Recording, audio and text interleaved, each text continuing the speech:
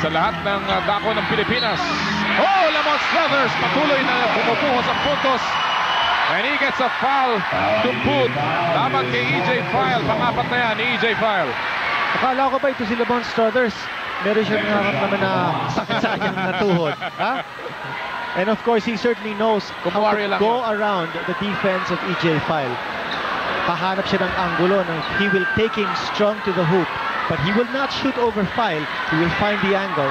And he got it in that move to the hoop. 38 points para kay Lamont Struthers.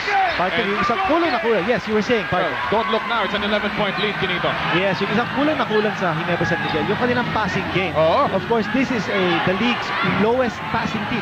Meaning to say, silang ranked dead last in the assist department. Halos wala silang pasahan. Masyadong kanya-kanyang biyahe. Kita mo naman ang kalawit na yan, oh? Yes, at Nelson Azartona